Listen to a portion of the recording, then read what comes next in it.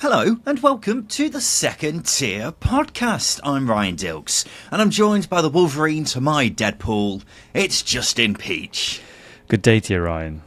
Justin, to start off this episode, I'm giving you a choice. Would you rather hear me rant about clothes horses, or do you want an update on my Nintendo Wii? Choose wisely. Clothes horses. Because I think I have a similar disdain towards clothes horses. Well, that's good to hear. Do you have a clothes horse currently? I have one of those heated ones. Oh, fancy. Okay, fine. So, how long have you had this one for? About 3 years. It's been a long time. You've had it for 3 years, right? Yeah. We've gone through 4 now in the space of a few months because they keep collapsing. They are so flimsy, it's embarrassing. It looks like Carl Henry's turned up every other month and two-footed my clothes horse. I don't understand how they just collapse so easily. You've got a clothes horse that's built out of. I'm trying to think of a footballer with a terrible injury record, but it's probably a little bit mean. George Thorne. Yeah, you've got a George Horn type clothes horse there. What is that? Are you putting wet towels on it? You shouldn't put wet towels on it. Every so often, you just look at it and it's fine. And next thing you know, it's one of its legs looks like bloody Eduardo's after it was taken off by Martin Taylor. It's ridiculous. Okay.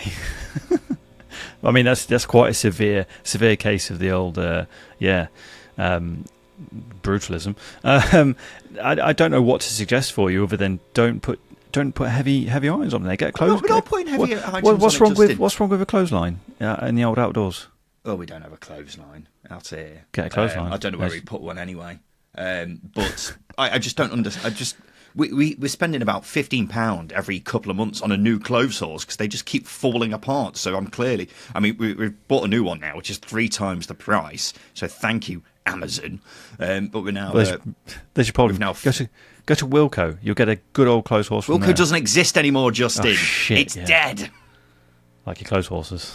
Like my clothes horses. My garden is now a clothes horse graveyard. and that's my rant over and done with. Welcome to the number 1 championship podcast, the Second Tier. Thank you for joining us wherever you are. Yes, we're once again picking key players for every side in the championship ahead of the new season. Just a reminder that we're not just talking about who's the best player at each club, we're talking about which players can be absolutely pivotal for their clubs next season. Could be someone who is simply their best player, someone who needs to step up and be better than they were last season, someone who could make that step up, someone who could solve a lot of problems at their club, something like that. This is part 2 where we're going through Oxford to West Brom. In part 1 we have already talked about the key players for Blackburn to Norwich. Go back and listen to that from Thursday's show, but just we may as well dive straight in with the Oxers, as we were just saying. So tell me, Justin, who is the first key player you've picked in this episode for Oxford United? I think it's quite an easy one. It's Cameron Brannigan. He's just signed a new deal, which is fantastic. And I think it's beggars belief, really, that a team hasn't put in serious interest for him, or at least a serious amount of bids, or a bid that would make Oxford go, oh, yeah, maybe this is one we should accept. Because he's yet another player, I should say, who's excelled at Oxford in recent years. He's been there since 2018. And in last 3 years, he's scored 14 goals, 12 goals and 13 goals, which is an incredible return from a central midfielder. And he's not necessarily a central midfielder who is a box to box and gets in, on the end of crosses. He's very much a deep lying midfielder for most of his game. He just takes set pieces as well, we should add. But I was going to say he's scored a serious amount of penalties over the years. Serious amount. Allow me to boast about his stats here. He's such a talented player, and as I say, he's a leader as well for Oxford. And Oxford has such a strong spine, and Cameron Brannigan is going to be central to the success this season, whatever that success looks like. He's a talented, brilliant midfielder. Yeah, I think, am I right in saying that a couple of years ago he became the first player in a long time to score a hat-trick of penalties? I think he did. I'm hoping I'm not getting him mixed up with someone, but yeah, he is a ridiculous penalty taker, isn't he? His record's really quite phenomenal. But yeah, I agree with you, Justin. Penalties aside, he has been by far and away one of the best midfielders in League One for so long. So it does surprise me that a Championship club hasn't taken a chance on him, but I'm excited to see how he steps up with Oxford next season, because he's undoubtedly going to be one of their most important players, possibly even the most important player. So it's going to be interesting to see how he does and makes that step up with an Oxford side who will, just be hoping to stay up next season, won't they? Absolutely. The key player I've gone with for Oxford United is Mark Harris. Now, Mark Harris has had quite an interesting time after Oxford won in the playoff final. When he was celebrating Oxford's playoff final, he was doing it nursing a black eye, and he got that after jumping on a teammate's back while celebrating the first goal in the playoff final. If you watch the highlights on YouTube, you can see his teammates going absolutely mad celebrating the goal. Sorry, I just punched my microphone there in excitement. I don't know if it came through or not. But everyone else is celebrating the goal, and he's walking off holding his face as he's just been given a right blow.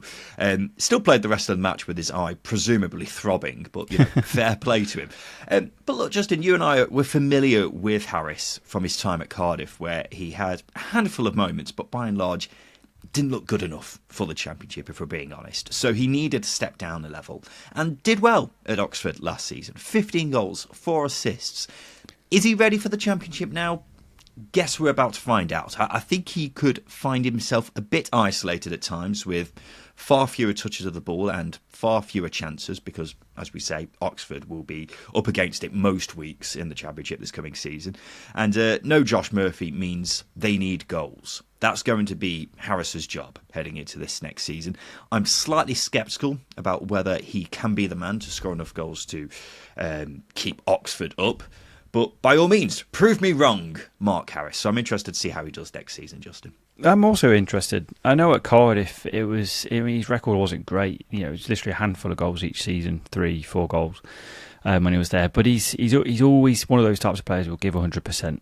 And I think dropping down to League One, he found more of a consistent goal-scoring touch last season. He got 19 in all competitions, did make 55 appearances, which is an incredible amount of appearances. But nonetheless, he still found that goal-scoring touch that was missing in his game at Cardiff. That being said, the Cardiff team he played in didn't create a lot of chances. And this Oxford team might well be different, because I think there's a little bit more spark in their attack than Cardiff attacks of previous years. So I'm also interested in how Mark Harris readapts to the Championship under maybe a new role at Oxford. I think he can score goals, but it's just whether he scores goals or not, his graft is going to be so important to Oxford next season. Yeah, he works hard, doesn't he? That's the one thing we can definitely say about him. He will work his socks off. It's just about being important for Oxford when it really matters in front of goal. Justin, let's go from Oxford down to Devon, where we find Plymouth Argyle. Who have you picked as their key player ahead of the new season? No surprise here. I've gone with Morgan Whittaker. Last season's signing, or value signing of the season, if you like. He's a talismanic figure at Championship level. I know he's only had really one full season, one full go at it. But what he delivered last season for Argyle was incredibly impressive. 19 goals and 8 assists last season speaks for itself. Yes, he wasn't as prolific in the second half of last season, but he still delivered really important goals. And he's got the eye for the spectacular as well. And his link-up play is brilliant.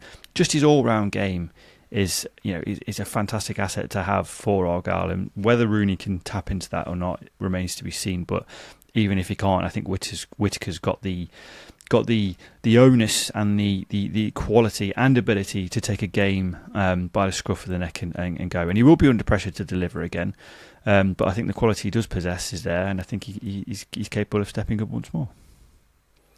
Yeah, it's fascinating with Whittaker, isn't it? Because he obviously is coming off the back of a phenomenal season. However, his form did drop quite drastically in the final third of the season, didn't it? And I think that may have put off a few clubs, Justin, because I think otherwise he would have been pretty much nailed on for a big money move this summer. So it's going to be fascinating to see which Morgan Whittaker turns up for this season. He has worked under Rooney before, hasn't he? Didn't see much game time when Rooney was in charge of him over in Derby. So interesting, Justin. What do you think we will see the Morgan Whittaker from the first 2/3 of the season, or are you slightly concerned that we will see the Whittaker who kind of finished off last season?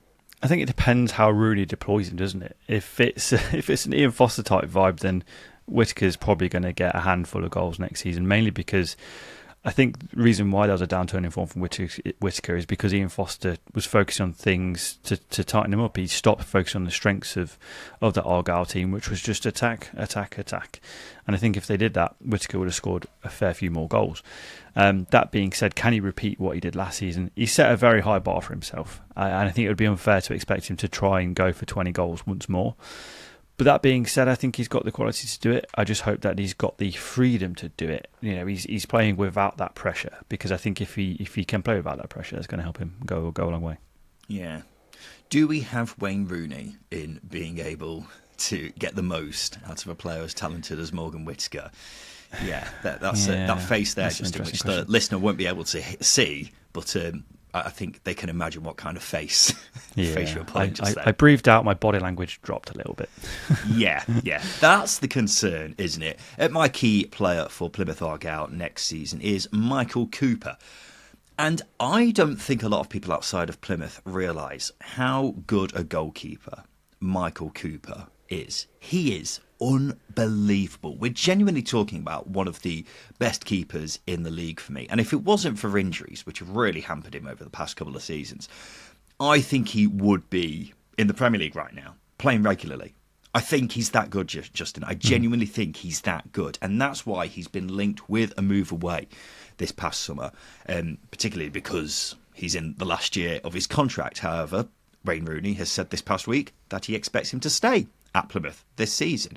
If that's the case, enjoy him while you can, Plymouth fans, because his days are certainly numbered at Home Park. Look, I think it's going to be a tough season for Plymouth. And with that being said, Cooper is going to be a very busy boy. And he can win some very crucial points over the course of the season, assuming he is still there. But he's going to play such a pivotal role in, as we say, grinding out points for Plymouth Argyle, isn't he, Justin? Yeah, and I think the funny thing is when Stephen Schumacher was at Plymouth, their League One promotion campaign, I know Cooper got injured, he picked up that ACL injury. But even before then, he was winning points for Plymouth because of how open Plymouth played. It still left them open to opposition counter-attacks, and they needed a good keeper to be on his toes, and he was. And even last season, he was still a very pivotal figure, despite still recovering from that ACL injury. So, yeah, I'm a big fan of old Mike Cooper, and I think he can make that step up. It's just about whether or not he can. Yeah, I mean, it always depends on how many shots does he face. How many is he going to get peppered like he does? I think he's going to face quite a lot next season. Justin, I mean, Plymouth were never the most sturdy team defensively, even when they were playing well, were they? So I'm not sure he's going to be having many calm afternoons this coming season. Having said that, if it depends how Rooney approaches games. If he approaches it like he did with Derby, where it was very much like 10 men behind the ball each game, then we'll see. But it's all about injuries, isn't it? Because he's been so bloody hampered by them, hasn't he? Exactly, and as I was alluding to, he picked up that ACL injury in Plymouth's League One promotion campaign. And it took a while for him to come back, as it does with any player coming back from an ACL injury. But with a goalkeeper, when you're trying to be fearless, there's a bit more onus as well when you're playing out from the back on a goalkeeper. So there's more demands there. It does take a while, but I think this is a season where we do see a fully fit Michael Cooper who's wanting to go again and prove to everybody that he's capable of making that step up, as you mentioned.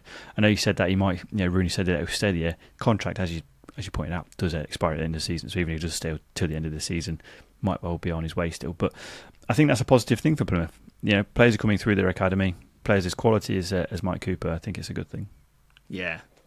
I think if I'm looking at it from a financial perspective, probably would have been a good idea to try and get some money for him this summer. But if he's going to stick around for a season, then he'll be a very important player. Justin, let's go slightly along the south coast, over to Portsmouth. Who have you picked as a key player for them? Paddy Lane. Penny Lane. Yeah, that Beatles alternative release, Paddy Lane. Eleanor Rigby up front alongside him. Who knows? Who knows? In Paddy Lane, you've got a wide player here who is on an upward trajectory for me. He signed from Accrington Stanley in 2023. Form wasn't great when he signed, but last season he delivered. He delivered in his first full season at Fratton Park. Delivered 12 goals, 7 assists. It's probably seen him sort of make the step up that he needed to make, because he had the League One Player of the Year season for Accrington Stanley in the 21-22 campaign. And I think there's when you're coming up from League One, you need players who are willing to step out and make a bit of, not a name for themselves, but you saw it with Plymouth last season with Ballymumba and Morgan Whittaker. They did that, and I think Paddy Lane's got the quality to, probably unfair to suggest he can have a Morgan Whittaker-like season, but what he delivered last year for Portsmouth was incredible, and I think he can make the step up once more. Yep, I'm also excited to see Paddy Lane and how much of a step up he can make. Was it him who had that fantastic interview after Portsmouth's promotion where we just could not stop swearing? Was it him when he was talking to BBC? So much has come out from Portsmouth's promotion campaign. There was arses, there was drunk Marlon Pack every sort of 3 days. There was something that came out of that. It's very hard to decipher who was who in the events of Portsmouth's promotion. Yeah. I think it was Paddy Lane. There were a few of them who were certainly guilty of having sweary interviews on the local BBC radio station after that promotion. And if Portsmouth stay up on the last day of the season or something like that, or possibly even sneak a playoff place or something like that, I don't know. Then I'm looking forward to further celebrations on that kind of note heading into in 12 months' time or whatever. But yeah, my key player for Portsmouth next season is Josh Murphy. Now, I won't spend too much time explaining this one, considering I spoke about him at length during our Best Transfers of the Summer So Far episode. But getting Josh Murphy on a free could be an excellent move for Pompey if his form from Oxford at the end of last season is anything to go by. 11 goal contributions in Oxford's final 15 games. He will solve a lot of concerns if that form does carry over. It's an if. It's quite a big if, but it's a possibility nonetheless, because the reason there are concerns with Portsmouth is because Abu Kamara, he was great on loan at Pompey last season, but he's not come back on loan. Colby Bishop, he scored a lot of goals up front for Pompey in League One over the past couple of seasons, but will that carry on in the Championship? We don't know. So that's why Murphy can play a big part for them next season. We know he's certainly got the calibre to have an impact at this level. It's just whether he can make sure that form that we saw with Oxford towards the end of last season does continue into this one. I don't know what it is about Josh Murphy that's just holding me back on getting any interest in him whatsoever. I'd like to be proven wrong, because he was exceptional for Oxford in the final third of last season, but it's really hard to get convinced by a player who for years was unsettled, finally found form for the first time in years, and then leaves the club that he found the form at. And it's just a strange one. I think the question for you is, why are you so hot on Josh Murphy? Is it just the form towards the end of last season, or is there more to it? Is there a secret admiration for the Murphy twins? I don't know. Well, the fact that once upon a time he was kind of on a similar level to his brother, I think shows that he was a very, very talented player. And obviously their careers have gone in complete opposite directions, haven't they? Geographically as well. And now, and obviously Josh Murphy's had quite a difficult few years, but then what we saw in the final 15 games of last season in League One was a completely rejuvenated player. And if that continues on a free transfer, that's why it could be an unbelievable bit of business, Justin. So that's why I've got a bit of hope. I'm not expecting him to be the key man for Portsmouth next season, but he could be if that form does continue. Let's go away from Portsmouth, Justin, pretty much as far away as you can get in the Championship, all the way to Preston. Who have you got as their key player next season? I'm so excited about this guy. I don't know why. Stefan Thordarson. I do know why, because I've been doing some research on him. Stefan Thordarson, the Icelandic Stefan Thordarson. My goodness, I cannot wait to see him take a chomp out of the Championship. He's an attacking number 8. I know I've said a lot about him already, but he's an attacking number 8. Apparently, according to reports, he's capable of fitting in physically because he's got that bit about his game. But I think signings like him get me quite excited about Preston this season because he adds an extra dimension in their attack, a much needed extra dimension in their attack. They need to look more threatening. And Thordarson scored 9 league goals in 28 games last season. So I think signings like him are a reason to be more optimistic as a Preston supporter, because these are the sort of signings you need to be making to make a difference in your forward play, and he's one of them. Yeah, I'm very intrigued to see Thordarson in Preston. I've been looking at their pre-season results so far, and I think he's played pretty much every game.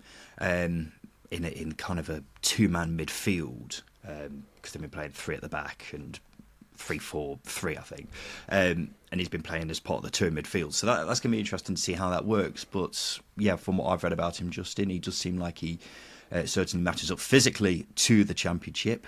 It's going to be fascinating to see how he takes to the league. I've gone for Sam Greenwood, another new signing at Preston, as my key man for the next season. Justin, have you ever been on the roller coaster Rita at Alton Towers? I have, yeah. It's a standard ride. It's good. Yeah, it's okay. But what basically happens for anyone who hasn't been on it is at the start you go from 0 to 60 miles per hour in 2.5 seconds. That bit's great. That is thrilling. But then the rest of the roller coaster is pretty boring. It's completely unremarkable because you're just going round and round after... it's just slowing down. Basically, yes. But the first half of the roller coaster is absolutely thrilling. That's sort of what Sam Greenwood's season was like with Middlesbrough. From the point he started his first game, he scored 4 goals and got 2 assists in 9 games. He was excellent, and it looked like this could be... kind of us finding out the player that Sam Greenwood had been tipped to be for quite some time. Then in Middlesbrough's final 24 games of the season, he got no goals and 1 assist. Really, really disappointing. But in that brief spell of form, he was excellent and showed what he's capable of. Based off pre-season, it looks like Preston, as I was just saying, are playing with a 3-4-3. And in that front three, it's been pretty much Greenwood, Frokjær Jensen and Emil Riis-Jakobsen so far. I think that has a lot of potential. The only way it realises that potential, though, is if Greenwood plays more like he did when he started off at Borough last season. Because there's a talented player in there. It's just about showing it, isn't it? Yeah, absolutely. The man with the whitest teeth in the Championship as well. Extremely white. Extremely white. No disservice to him. He's using his Sensodyne. But there's I'm sure that's it. there's a player in there. And he's got a lot of attacking quality, but it's unlocking that consistency as you pointed out. He's set piece wise, his delivery is great as well, and he's got the quality to hit a free kick. And I think this is the weird thing with Preston, if it goes right, it's going to go really, really right, because there's Sam Greenwood, Mads Frokjær Jensen there, and Emil Riis-Jakobsen, players there that have all struggled for consistency in the last couple of seasons. If they click, that's a very dangerous attack. And you had Stefan Thordarson in there. My goodness. This is a really, it's a flip of a coin sort of side. It can really sort of go well where I think Preston might make that step up into the top 6 with these players, or they're not going to be consistent and they're going to finish 18th. It's one of those types of flip of the coins type seasons, I think, for Preston. I'm not sure, considering what we've seen with Brian Lowe so far is very, very, very, very, very steady progression. I think it may just be another season where we see a top half finish with a minor flirt of the top 6. But we'll have more of a chat about Preston when we talk about our league table predictions in the next couple of weeks. Justin, let's go down to London Town, where we have Queen's Park Rangers. Who have you picked as a key player for them? New signing Jan Cheller. I'm going to get his name wrong. It seems a very simple one to pronounce, but we'll go with it. Slovenian striker. They just signed him from Lugano in Switzerland. I think this is a huge coup. I really do. And the reason why I do is because one of those players I sign regularly on Football Manager. So I know all about him. Personally as well. I think with Michael Fry, they had a very busy player last season who was very so-so, to be polite. And Lyndon Dykes is a very useful forward, but he's not going to deliver the goals QPR need, I think, to push them higher up in the table. Jean Jallo, I think, is a player who can deliver that. I wouldn't say that the Swiss league, obviously playing for Lugano, is too dissimilar in quality. And he was also in the Slovenian squad for Euro 2024 as well. He's 6'1", so size-wise, he's a good frame for a number 9. There are a lot of pluses here. He's hit double figure goals for Lugano in each of the last 3 seasons as well. And I think a big thing QPR were missing last season was a reliable forward. So if Scheller can find form, I think QPR again will be a very dangerous team. And having a good number 9 at the heart of that is a huge thing.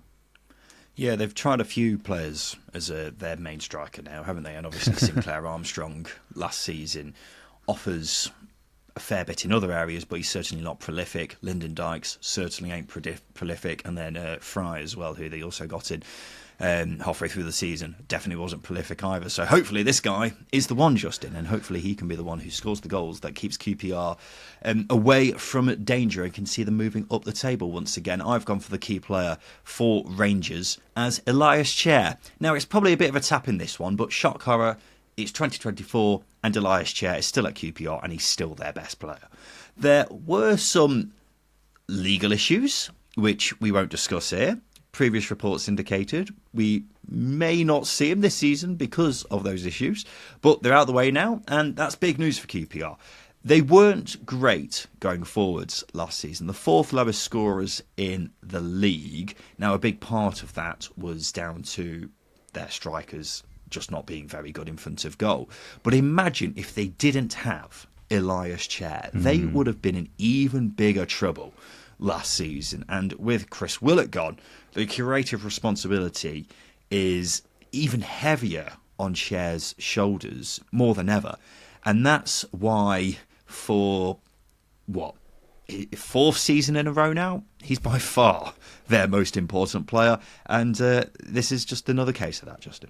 Oh, without a shadow of a doubt. He's, I think with Elias Chair, he's probably been victim of QPR relying on him far too much over the past few years. They've not had quality that sort of matches him up, nor have they had a system of play that really gets the best out of the entire team. It's just like, well, if we give it to Chair, let's see what he can do. And that might be a disservice to other players, but that is generally how they've played since Mark Warburton left. And I think having a system like the one I presume Cifuentes is going to want to play, there's going to be an emphasis on getting more out of other players, which should release the burden on Chair, which should, I hope, allow him to express himself a little bit more. There's always been probably a little bit of a criticism towards him that he doesn't score enough, probably takes too many shots on goal. But I think with a player of his quality and perhaps having a reliable number 9 to link up with, there's greater chance for more goals, more assists, and more build-up play, which is a positive. Well, another criticism you can definitely level at him, Justin, is that when QPR don't play well, he doesn't play well. And we don't see enough games where he grabs it by the scruff of the neck and flips everything. And considering QPR struggled on so many occasions last season, that's probably why he had one of his poorer seasons as far as his standards go. But with that being said, he's still their most important player without a doubt, and hopefully there won't be as many instances where QPR are playing poorly next season, but it's definitely something he needs to work on, because they're not going to go the whole season without a slump in form at some point, because not many championship teams do go through a season without a bit of form.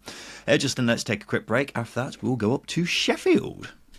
Welcome back to the Second Tier podcast. So here we are, going around all the teams in the Championship and picking a key player for them ahead of the new season. And we've just gone from the teams in Oxford to QPR. That means we're here now at Sheffield United. So Justin, can you pick a key player out from the Blade squad for the new season, please? I certainly can. The Hamer Badger is back. Gus Hamer. Ooh, that's all I'm going to say. Is that an exciting noise? It is an exciting noise. I'm buzzing to have this man back in the Championship. Despite Sheffield United being awful last season in the Premier League, he still managed 10 goal contributions, which is quite remarkable. Which is a positive, or you can take it as a positive in a not so very positive season for the Blades. And I think the key thing is we know what he can bring in the Championship. There's not a more complete midfielder, I think, in the Championship. In his last Championship campaign with Coventry, he scored 11 goals, created 10 himself. His passing's brilliant. He's a robust, tenacious midfielder. He loves a tackle. And despite my criticism of Chris Wilder, I think Hamer is the perfect midfielder that will help steer the Blades forward. I just love the guy. If I'm going to make bold predictions, which I'll wait until the episode where we do make bold predictions, this man might feature. Interesting. That's very interesting indeed, Justin. Gustavo Hamer is a phenomenally talented player. We saw that in abundance at Coventry City, didn't we, a couple of seasons ago when he and Victor Gyökeres were on occasion carrying that Coventry side, but he is just so ridiculously talented, isn't he? So it's good to see him back in the Championship. Will he stay? He has been linked with a move away, but I would hope that he's going to stay for Sheffield United's sake anyway. But if he does, then that's going to be a massive, massive boost for the Blades ahead of the new season. Surprised, Justin, that you didn't go with Big Keith, considering you do unspeakable things while thinking about him. Yeah, no, I absolutely do, and I would have picked Big Keith, but I think a player like old Kiefer Moore needs service, he needs quality around him, and he's got that in Gus Hamer. I think, as I say, if you're not putting balls into the box or feeding the Keith, then you're not going to get too much out of him. So players like Gus Hamer, you build a team around them, and that's why I picked him. I have gone for a bit of a different flavour for my key player at Sheffield United. I've gone with Austin Trusty.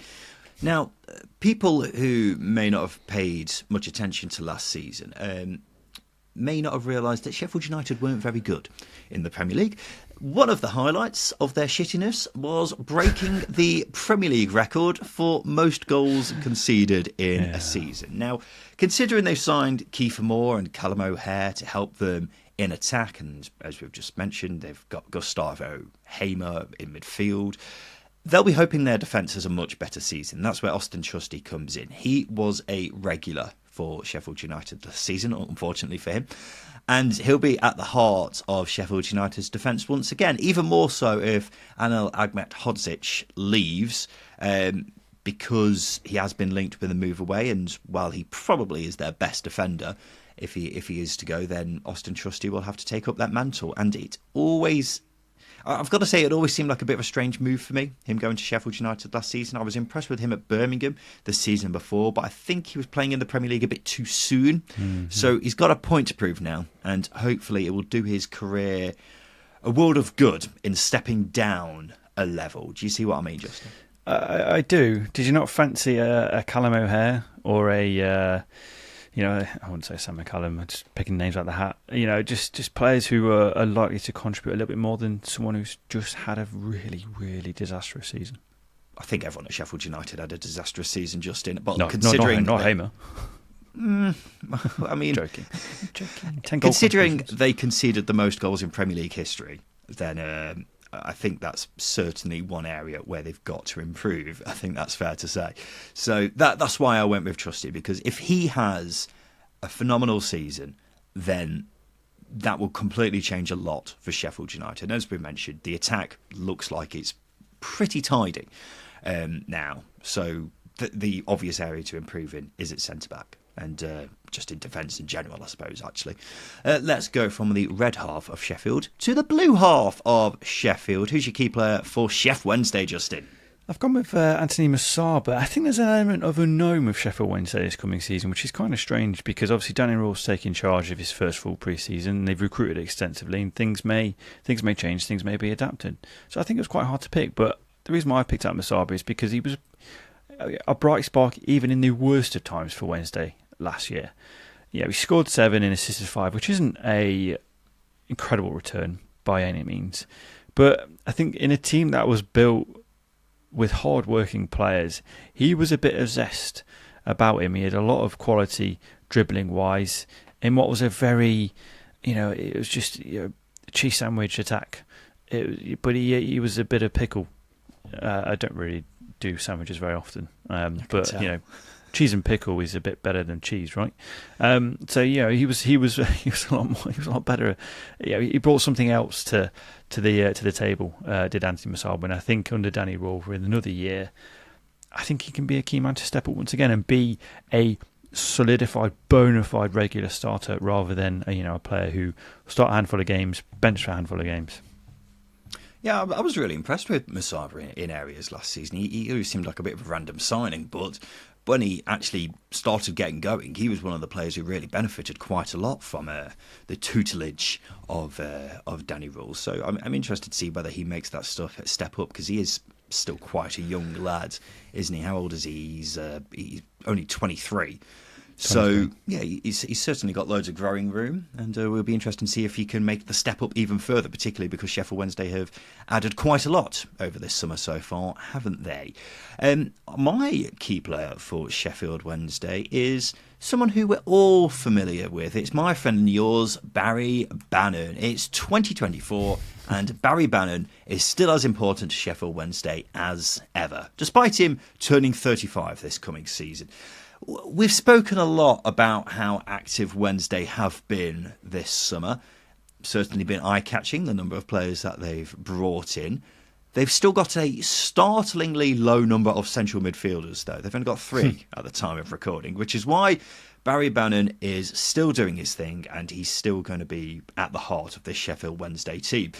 His powers have deteriorated compared to where they were, 5 years ago, which is understandable considering he is turning 35 this coming season. But I would still expect him to play more minutes than any other outfield player for Wednesday, hence why he's still so important. He can still offer a lot in possession, not so much out of it, but in possession he still offers a lot to the Sheffield Wednesday team. However, his main importance may very well be having that responsibility of being an experienced head in what is quite a young Sheffield Wednesday team. They all look to him when things aren't necessarily going so well, and he could be the experience, the leader in this team. But that's why he's so important. Yeah, he's a Wednesday legend and still as important as ever for Sheffield Wednesday. I think the only reason why I didn't pick him is whether or not he can outrun his age, because it catches up for us all, Ryan. It catches up for us all, when, especially as a professional footballer. Yeah, exactly. Especially as a professional footballer who is, there's going to be more physical demands on him next season under Danny Rule, I think, or more physical demands on from a central midfielder pairing under Danny Rule next season. That being said, he's still outperforming many a player younger than him, not only for Wednesday but also in the Championship last season. So he's still going to be as important as ever. It's just, as I say, just whether or not he can outrun the time. That's it. Yeah. He's got to outrun time. Mate, Justin, you don't need to tell me. My knees are feeling it. Five-a-side is becoming more and more of a chore every single week. But I'm still ploughing on. Are catching up. Exactly. Despite turning 30 now and me struggling when it comes to getting out of bed the day after five-a-side, I'm still ploughing on, and that's exactly what Barry Bannon is doing as well.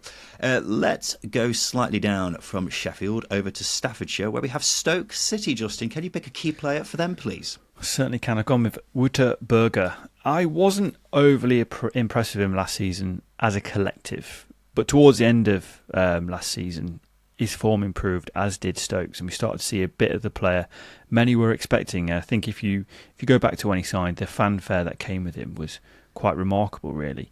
But it took time for him to settle in. Stoke had a wholesale summer, not one that I think I expected them to have. They dished out a fair bit of money, and a fair bit of that money went on Berger. But I think he's had time to settle. His form, as I say, improved towards the end of last season, and I would expect him to kick on. I think he'll bring a little bit more balance, or there will be more balance for this Stoke side under Steven Schumacher. And Berger in a role where he's sitting, winning the ball back and sparking attacks is where I think he's going to thrive. And I think Schumacher is the man to deploy him in that role, and the right role, that is. Yeah, I mean, Stoke fans absolutely love him, don't they? They absolutely love Wouter Berger, and you can see why. He's clearly a talented lad, and I think that's one of the reasons why I've seen Spurs linked with him this past summer. So there's clearly a lot of talent there, and it's quite an uncharacteristically impressive signing from Stoke City. But yeah, I'm interested to see how he takes the new season. I'm genuinely interested to see how Stoke get on, to see whether they can have a season that's been a bit different to the just depressing years that they've had recently. And if they do have something different, then Walter Berger is certainly going to be key to that. And as we say, he is a massive fan favourite at Stoke. I've picked a key player who's also a massive fan favourite at Stoke. It's Bae Jun-ho. As I say, massive fan favourite at Stoke already, and I'm looking forward to seeing more of him. He's 20 years old, joined Stoke last summer for £2 million after he was spotted during the Under-20s World Cup playing for South Korea. Took a bit of time to get going, but he really grew into the season, and he ended up winning Stoke's Player of the Year, which is some going for a 20-year-old who's just new to the league, isn't it? He's a playmaker, can play on either wing or behind the striker. There's a slight concern over whether he's going to stay, because Feyenoord have reportedly been sniffing around him, but Steven Schumacher has said he wants him to stay and he wants to build the team around him and Walter Berger next season. So that's why they're the two key players for Stoke. Bae Jun-ho in particular, I think, is going to be so pivotal to Stoke, because they were amongst the lowest scorers in the league last season, so they could do with being a lot better going forwards. And if his form in the second half of last season is anything to go by, he's certainly one to watch, and that's why he's Stoke's Bae. Justin. There we go. And also, Stoke fans do the ABBA song for him as well. Come on, Justin. Bae Jun-ho. Do, do, do, do, do, do, do, do. Don't know the rest of it. Just say Bae Jun-ho, mate. That's all you got to do. Yeah. Come on. Yeah. Bae Jun-ho. Yeah. I can't. Why? I'll be accused of bias, and we can't have that. Bias for what? Stoke. We know this. Have you heard your comments over the past 5 years? We need to make sure that people accuse us of having agendas, Ryan, and not liking too many teams. Okay, fine. What do you make of Bae Jun-ho? Yeah, he's all right. Yeah, he's a good player. Yeah. No, is that what you've got to say? No, I'm joking. Look, he's. I think he's one of those players again who we saw glimpses of attacking quality. I think being 20 years old, moving to a new country, new league, into a team that has had wholesale changes, it's going to take time, like he did with Berger. And I think with players like him and Berger in the side, it's going to be an exciting season. Not convinced by the forward line still. Need to bring someone into attack that looks semi-prolific, because Ryan Namai, Niall Ennis, okay, doesn't strike fear into opposition, or it might not strike fear into opposition. But I think this could be a really exciting season for Stoke. It could be. If it clicks as it should, it could be an exciting season. And I think the likes of Walter Berger and Bae Jun-ho are going to be the types of players who carries Stoke forward. But it is Stoke. Bae Jun-ho. They'll still have the song though, Justin. Whether it's a good season or not, they'll still have the song. We'll talk more about Stoke City as a whole in our upcoming predictions. But it's fair to say they've got two very talented players, two exciting players in Berger and Jun-ho. The rest of the squad, we'll come back to that. Sunderland is our next club. Justin, who's the key player you've picked from the Black Cats? Joe Bellingham.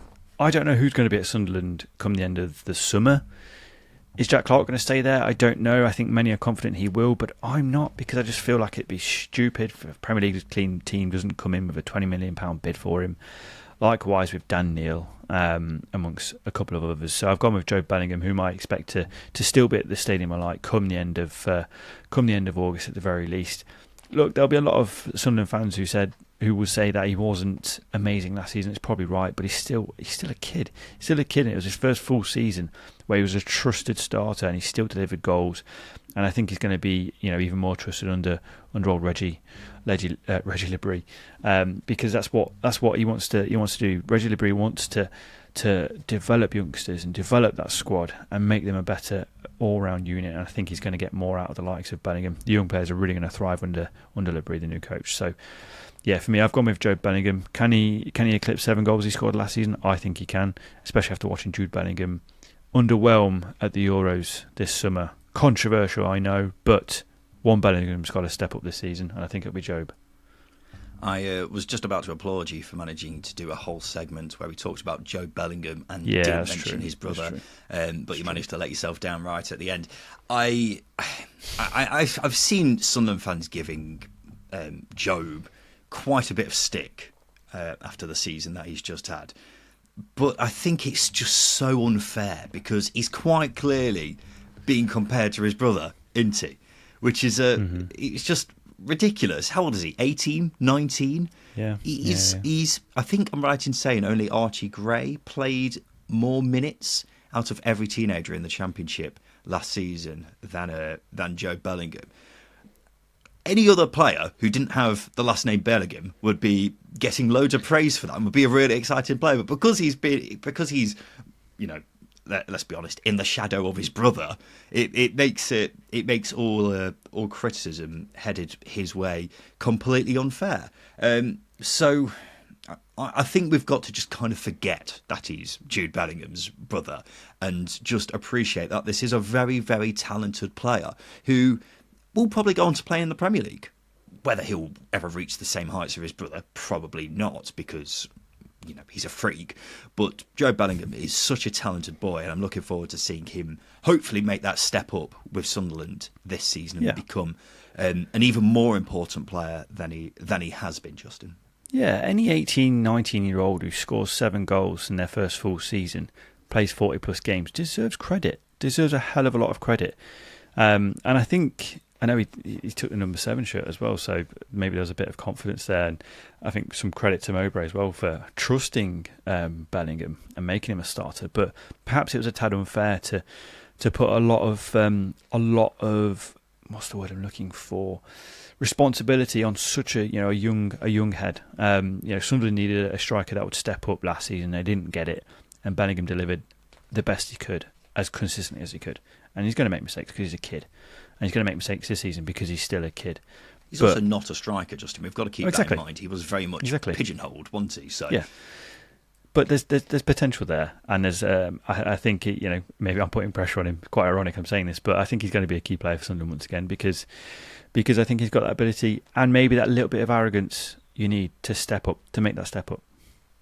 My key player for Sunderland next season is a new signing. It's Jan Poveda. I've been informed that it's not Ian Poveda, it's Jan Poveda. How long's it been, Jan? I have no idea, but that's what I've been told by Sheffield Wednesday fans. So Jan Poveda, very new signing at Sunderland. He's only just joined them last week, but he could be massive for them, which is ironic because he's only 5'6". But look, I like Jan Poveda, and so did a lot of other Championship clubs, apparently. Sunderland had to beat off a lot of competition to get him after his release from Leeds. Justin's laughing at me saying beat off. You've said it a couple of times in the last couple of episodes. Child. Listen, whatever gets a sign over the line, get it done. Child. But they've had to fend off a lot of competition from other Championship clubs after he became a free agent. It's got to be said, it's not very often a 24-year-old Colombian international is available on a free, I suppose. So that's why he was so sought after. And look, he caught the eye on loan at Sheffield Wednesday last season, despite missing quite a few games through injury. He did also have loan spells at Blackburn and Blackpool before that, where he didn't stand out as much. So it's interesting to see how he does at Sunderland based off that. But there's definitely a very talented player in there. He started off in Chelsea's academy, was poached by Arsenal before being poached by Barcelona, and then ended up at Man City. And that was all before the age of 19. So very talented player when he was a youngster. Still very young now, as I say, only just 24. But it's all about realising his potential. And I think he can do that at Sunderland, Justin. Yeah, he's an interesting case, is Jan Poveda. Not mostly because for a while for his entire career we thought he was called Ian. There aren't many Colombians called Ian, I would suspect. Nonetheless, I think he was born in England. In fairness, carry on. Yeah, nonetheless, I think there's a player with so much potential and quality there, but he's getting to an age where he has to grapple it himself. And it's quite an interesting signing for Sunderland, I think, because not only is he seems a bit too old, firstly, to sign for Sunderland at grand old age of 24, but also, in terms of profile of player, they've got Patrick Roberts, who is also incredibly short and very technically gifted.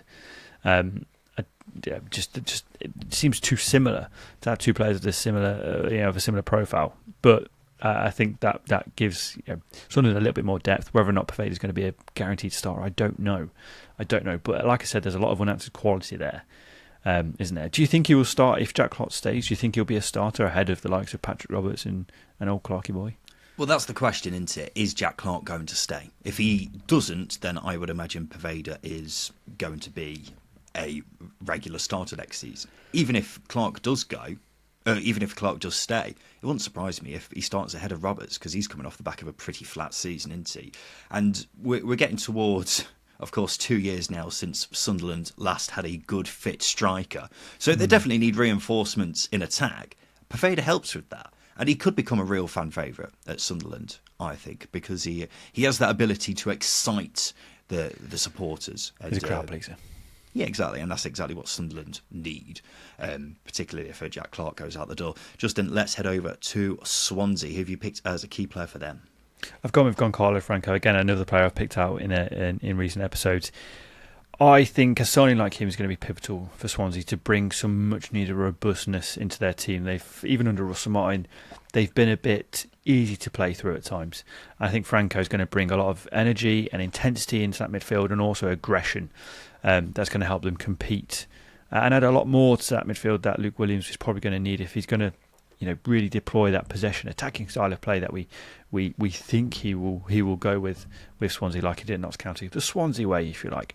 Everyone needs a player who's going to do a bit of the dirty, and I think Franco can certainly deliver that. As I say, you've got a technically gifted squad there. It needs someone who's willing to put a foot in, and I think Franco will be that man.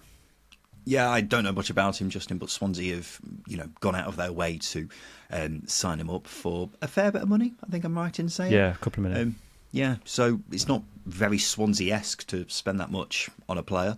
So it's going to be fascinating to see how he gets on there and fits into the things at Swansea. I've gone for a player who I think is one who we should keep a serious eye on next season. It's Ronald, who's a Brazilian winger, joined Swansea last January for over $1 million from Anápolis in Brazil, although he had been on loan in Portugal prior to that. And he looks like an absolutely thrilling talent. Every time I watch Swansea with him playing in the second half of last season, he really, really stood out. It's just a shame, really, that Swansea weren't in the fight for anything towards the end of last season, so it didn't have much of an impact on things. But he's got quite an interesting backstory. Tom Coleman from Wales Online did a piece about him, and growing up in Brazil, his family didn't have a lot of money, and he was accepted into the academy at Corinthians, the Brazilian team. But he had to turn them down because he simply couldn't afford to move to Sao Paulo. And so he's had to take the long way round in getting to the point where he's a professional footballer, and even more so a professional footballer playing in Europe. However, a lot of the people he's worked with say that upbringing's led to him being a very humble guy. And he's just 22 years old, not just a joy to watch on the ball, but he works very hard off it too. He is definitely one to watch next season, because he's one of the players I'm most excited about in the whole division this coming season, Justin. That's how excited I am. Yeah, that's interesting. I know, obviously, when you sign players in January, especially signings from abroad, it's a difficult period of time to settle in. Not only was Swansea, results-wise, weren't fantastic, just a new manager as well, but also, just adapting to a new culture. The weather also is terrible. I know it's a weird thing to say, but it's very difficult to settle in. And now Ronald's had that time to settle in. I think he's a player who can really start to excel. I think, again, I've said it about a couple of other players in this, but Ronald's a top player you want to build your team around. And again, signings like Franco as well are going to get the best out of those attacking elements in a squad, and players like Ronald are going to thrive as a result of that. Yeah, I'm very intrigued to see how he gets on. As we say, still a young lad.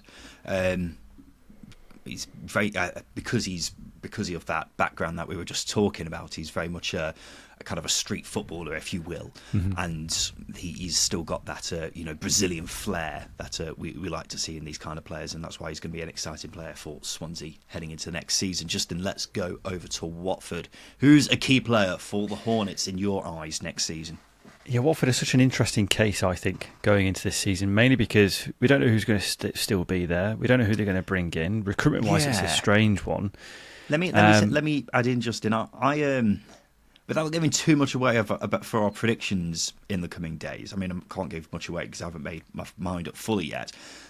Slightly concerned with Watford upon inspection of their squad, but yeah, needs work, doesn't it? Who have you picked as a key player? I've gone with Georgi Jakvitadze. Now, he's a player who came in with a fair bit of a reputation, positive one that is. A player with an enormous amount of quality, enormous amount of potential that's been unfulfilled owing to injuries and other aspects. And he found, consistent run of starts hard to come by last season. Probably doesn't help that, Watford are a very unsettled club. He only made 14 starts last season with 34 appearances in the league. Doesn't strike consistency, that doesn't come to mind. But the reason why I picked him is because I think Georgia were the most exciting team for me at the Euros. Yeah. They were the most exciting team at the Euros, and he started most of the games for Georgia, or all of the games for Georgia, I should say. The counter-attacking style that they deployed, he was key to that, and how quickly they turned possession over. I think if you can, it's going to be difficult to replicate those performances in the Championship each week because playing that way for 40 games is going to be difficult for an individual player. But I think if you can tap into what we saw at the Euros, then Jakvitadze can be a real talent, because we've not seen it yet. We need to see it. We have to see it because, as we mentioned, it's looking scarily bleak for Watford, and maybe Jakvitadze can be a spark in something new for them this season. Yeah, it was funny during the Euros because I remember watching Jakvitadze and being like, "Is this the same guy who plays for Watford?" Who's this? Yeah. And I heard so many different podcasts who were covering the Euros. They were talking about him. And I was like, "This guy's done nothing for Watford so far, really, has he?" So it was just a bit bizarre seeing him do quite well in a very exciting Georgia side at the Euros. So it'd be interesting to see if he managed to carry on that form with Watford next season. Hopefully he does, because that'll be absolutely thrilling. I've gone for Watford's key player to be Ryan Porteous. Now, I really like Ryan Porteous. I think he's a very solid defender. But carrying on the theme that we were just talking about just a second ago, he had kind of the opposite Euros to Jakvitadze in the way that he's got a bit of a monkey on his back now, because he was sent off during that now infamous smashing Scotland received against Germany in the first game of the whole tournament. And Porteous has admitted this past week it's the hardest thing he's ever had to go through. So he's come into this season with a point to prove. And he's a massive player for Watford this season. Only Wesley Hoyt played more minutes than Porteous last season. At the time of recording, it looks like Hoyt is heading out the door. So not only is he Porteous's defensive partner, he's by far and away Watford's best player. So Porteous has to step up in his place if Hoyt does go, and will have to be the key man at the back for them next season. But I do think he is a really good player, despite him having a fairly disastrous summer. And I think he's played pretty well for Watford over the past year or so. So yeah, I'm looking forward to seeing how he carries on, and hopefully how he bounces back after the summer he's just had. Yeah, it's quite interesting, isn't it? Yeah, his form was okay. It was okay to good, okay to fair, I would say, for Watford last season, because Hoyt really did grab the plaudits. But like you said, Porteous really does need to step up, and probably needs to approach this season, in the same sort of tenacity and aggression he approached that Gundogan tackle. Because if he does that, then he really will, I think, excel in the Championship this season, because Watford need to step up. They need to show a firm side to them. And not necessarily showing you studs in a challenge like that in the penalty area. Don't do that. But that mindset, I think, will get you far. Yeah, just mentioned how it is apparently the hardest thing he's ever had to go through in his whole life, and here's Justin Peach really twisting the knife. And Gundogan was the second hardest thing he went through as well. Oh no. All right, let's do the last club, Justin. It's West Bromwich Albion, a club you and I are both feeling fairly optimistic about heading into the new season. Who have you picked as their key player? Yeah, not been too much traffic through the doors at the Hawthorns yet, but I'm going to go with John Swift.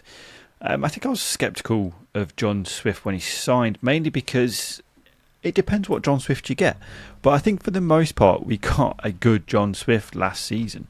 I mean, there was a period of time where he literally scored with every single shot on target he had for the Baggies. Literally, did he? Justin? Literally, yeah. 100% conversion rate, which is unknown at any level, I would argue. But he's a player though, delivered 9 goals. He's a creative midfielder as well. Didn't get too many assists, but that being said, I think he's going to be a player that once again needs to step up for Carlos Corberán and West Brom this season. I think he's a player that still weirdly has a point to prove, despite him being relatively consistent in terms of goals and assists over the last few years. I know I mentioned he didn't get too many assists last season. He still, for me, needs to prove to maybe the wider sort of outside of a fan base that he is capable of being the man you lean on when things go wrong, when things get tough, when things get hard. Because I think there maybe sometimes that's not the case. Yeah, John Swift for many years has been a fantastic player at a championship level, hasn't he? But last season, considering West Brom did so well, he didn't really play as much of a role as he perhaps would have liked, would he? So I haven't criticised your choices too much over the course of these 2 episodes, Justin, but I was a bit surprised when I saw this one. But I'm just not expecting too much traffic. I'm just not expecting too many more signings come through the door. And I think, which is quite interesting because we've got new owners, but I think John Swift, again, he's going to be a player who's probably going to need to hit double-figure goals. And that's why I've gone with him. I like Jed Wallace a lot. I like Graydon Diangana, but I think John Swift, when he's on it, he really does add that element of quality to any team in that division. Well, the player I've gone with as my key player for West Brom next season is Tom Fellows. Now, the reason I paused there is because I'm glad we finished on West Brom, Justin, because it means we get to end this episode with one of the players I'm most excited about next season. I am really, really hot on Tom Fellows. He just turned 21 last week and he's coming off the back of a breakthrough season for himself on West Brom's right-hand side. He was given his first league start in the new year and properly made the most of it. He was electric. His form did dip as West Brom's form dipped towards the end of the season, but still a terrific debut season for him. And he can be some force this coming season. West Brom haven't been as busy as I thought they might be so far this summer. Right now, I'd actually say their squad's looking weaker. But because of Carlos Corberán's magical powers, I still expect them to be strong because that's what Carlos Corberán does. And looking at the Albion squad, the player who stands out the most in terms of being able to take their game to the next level this coming season is Tom Fellows. He stepped up last season. I think he can step up again. And I'm genuinely very, very excited about what he can do. And speaking of being genuine, I genuinely believe he can become one of the best attackers in the division this season. That's how much I reckon he can make that step up, because his career trajectory since making that first start, I think on the first day of this calendar year, it's quite scary, and I'm hoping it's just going to continue and continue. Yeah, he's a really exciting winger. He's a bit of the old school winger, isn't he? Where he wants to get to the byline, put balls in the box, and that's a lovely thing to see. It's a lovely thing to see. They just need to have a couple of target men in that box, and bloody hell, West Brom are unstoppable. But no, there was a player there last season who just had that. He just had that drive, and that when young players come through, the ones that really do excel, the ones that don't play with any fear, and Tom Fellows didn't.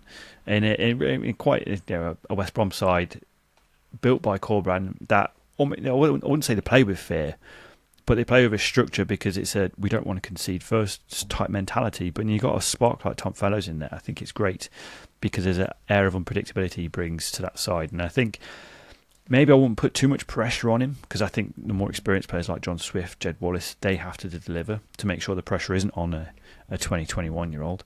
But Fellows certainly has the quality to play a huge role in whatever West Brom try and achieve next season. Yeah, yeah. Well, I think that's definitely the case. And if he does make that step up even further this season, that's one reason why West Brom are certainly a side to keep an eye on heading into the next season. But there we go, Justin. That's been us picking a key player for every Championship side ahead of the new season. And would you look at that? The season starts again a week on Friday. Can you actually believe that? That is crazy, Justin. And that means it's time for us to put our balls on the line and make some bloody predictions. So next Thursday, we'll be making our pre-season predictions. Not our league table predictions, pre-season predictions. But it's still certainly one to make sure you listen to, ladies and gentlemen, because we're going to be talking about our predictions for top goal scorer, player of the season, young player of the season, first manager to leave, biggest underachiever, dark horse, and more. And then, after that, it's that time of year. Possibly even my favourite time of year, actually, where we'll be making our league table predictions. Always one of our most popular episodes of the calendar year. And there's extra pressure on us now, isn't there, Peachy, after we nailed the top two last season? Yeah, the top two. I can't remember really what else, but you're right. Maybe we should listen to you more often. Actually, no.